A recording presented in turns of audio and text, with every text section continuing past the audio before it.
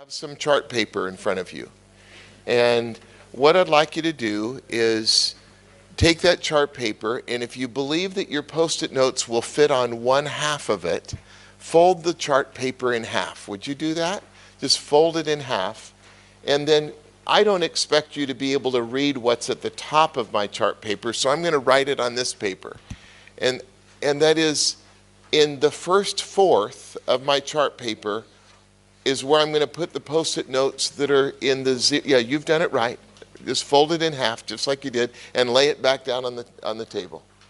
But I'd like you to write 0 to 8, 9 to 13, 14 to 17, and 18 on. That would be ages. So if you could write right at the top, and by the way, I've done that on my chart paper, 0 to 8, 9 to 13, 14 to 17, and 18 on.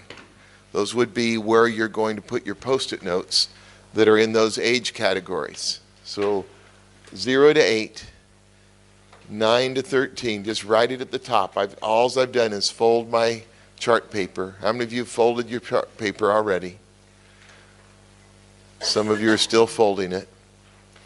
And then right at the top, 0 to 8, 9 to 13, 1/4 over, then go over another fourth, 14 to 17, and go 1/4 more. 0 to 8, 9 to 13, 14 to 17, and 18 on. What if they're mixed up? Oh, that's okay. Yeah. I'll talk to you about that in just a minute. Now, I want you to take, okay, some of you are still writing it. I'm waiting for you to write it. I'm watching your tables. So right at the top, in the first fourth, at the top, 0 to 18, excuse me, 0 to 8. We'll call that jet lag, all right? 0 to 8. Then the next fourth, just write it at the top, 9 to 13. Then the next fourth over, 14 to 17. And the next one is 18 plus. This is just an organizational issue.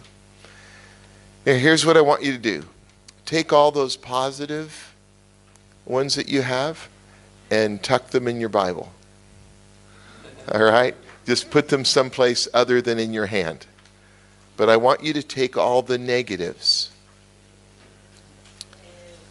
All the negatives. And I want you to help them find a place on your chart paper.